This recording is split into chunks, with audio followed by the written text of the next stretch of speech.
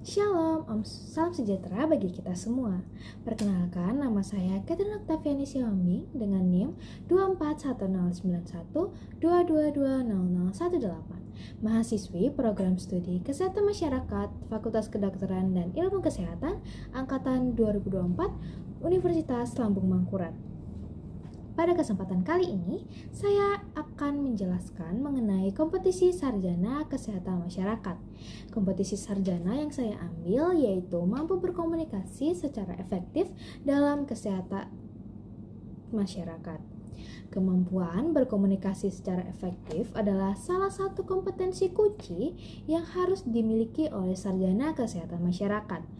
Dalam bidang ini, komunikasi tidak hanya tentang berbicara atau menulis, tetapi juga melibatkan mendengarkan, memahami dan berinteraksi dengan berbagai pihak, termasuk pasien, komunitas, dan juga rekan kerja.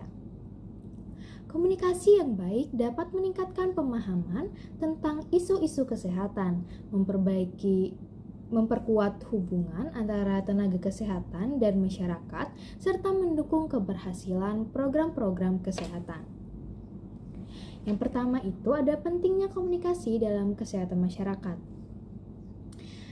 Komunikasi yang efektif memiliki peran yang sangat penting dalam berbagai aspek kesehatan masyarakat. Yang pertama ada edukasi kesehatan. Tenaga kesehatan perlu menyampaikan informasi dengan jelas agar masyarakat memahami pentingnya menjaga kesehatan dan juga mencegah penyakit. Selanjutnya ada penyuluhan. Dalam kampanye penyuluhan, komunikasi yang sangat baik itu dapat meningkatkan partisipasi masyarakat dalam program-program kesehatan yang diadakan. Selanjutnya ada hubungan interpersonal. Komunikasi yang baik membantu membangun kepercayaan antara tenaga kesehatan dan juga pasien, yang sangat penting dalam proses diagnosis dan juga pengobatan. Selanjutnya ada pengambilan keputusan. Informasi yang disampaikan secara efektif memungkinkan individu dan komunitas untuk memperkuat keputusan yang lebih baik terkait kesehatan mereka. Ya, yang kedua itu ada komponen-komponen utama dari komunikasi efektif. Untuk berkomunikasi secara efektif, ada beberapa komponen kunci yang perlu diperhatikan. Yang pertama ada di komunikasi verbal.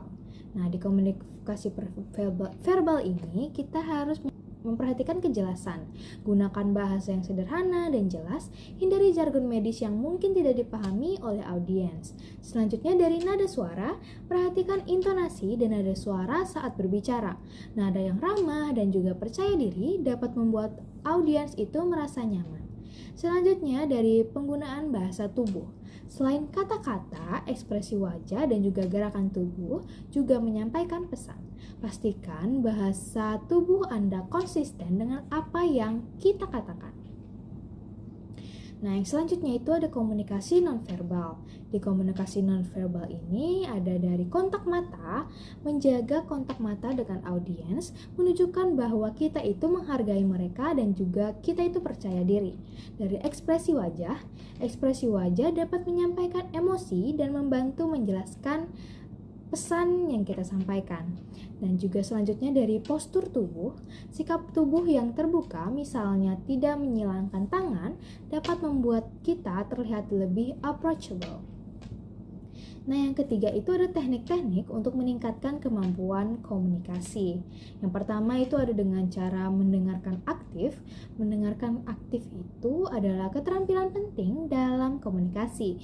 Ini berarti tidak hanya mendengar kata-kata yang diucapkan, tetapi juga memahami makna di baliknya. Beberapa cara untuk meningkatkan keterampilan mendengarkan aktif, yaitu yang pertama ada memberikan perhatian penuh atau fokus pada pembicara tanpa terganggu oleh hal lain. Kedua, ada mengulangi atau mengonfirmasi. Nah, setelah mendengar, ulangi atau konfirmasi apa yang telah dikatakan untuk memastikan pemahaman kita. Nah, selanjutnya ada mengajukan pertanyaan. Tanyakan pertanyaan klarifikasi jika ada hal yang tidak jelas. Selanjutnya ada menyesuaikan pesan dengan audiens. Setiap audiens itu pasti memiliki latar belakang dan tingkat pemahaman yang berbeda-beda. Oleh karena itu, penting untuk menyesuaikan pesan yang kita sampaikan itu sesuai dengan audiensnya. Adapun yang pertama yang perlu diperhatikan yaitu dari analisis audiens. Ketahui siapa audiens kita dan juga sesuaikan bahasa serta informasi yang akan kita sampaikan. Selanjutnya, gunakan contoh relevan. Berikan contoh atau studi kasus yang relevan dengan pengalaman audiens untuk meningkatkan pemahaman.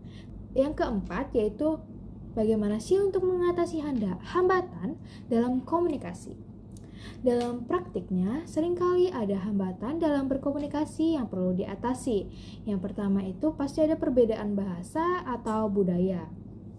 Jika bekerja dengan komunitas multikultural, penting untuk memahami perbedaan bahasa dan budaya, agar pesan yang kita sampaikan itu bisa tersampaikan dengan tepat.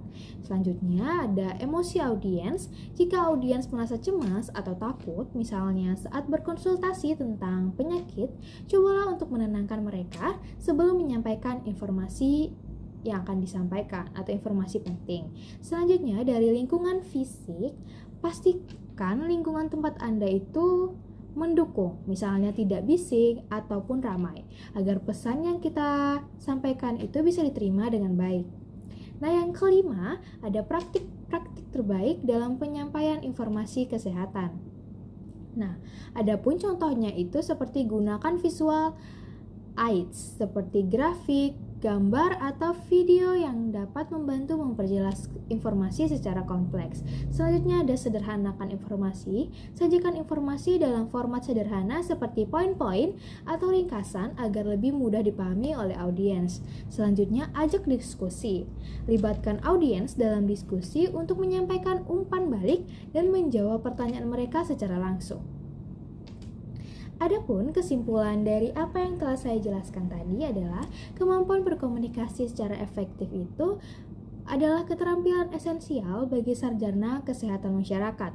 Dengan memahami komponen komunikasi, menerapkan teknik-teknik mendengarkan aktif, menyesuaikan pesan dengan audiens, serta mengatasi hambatan komunikasi, kita dapat meningkatkan interaksi profesional dan memberikan dampak positif bagi masyarakat. Mari kita terus berlatih dan juga mengembangkan kemampuan ini atau kemampuan komunikasi kita agar dapat memberikan kontribusi maksimal dalam bidang kesehatan masyarakat yang telah kita tekuni. Terima kasih atas perhatiannya dalam menyimak video ini. Saya berharap video ini dapat bermanfaat dan juga menambah pengetahuan serta menjadi inspirasi bagi kita semua. Sekian yang dapat saya sampaikan. Salah hilaf mohon dimaafkan. Selamat pagi.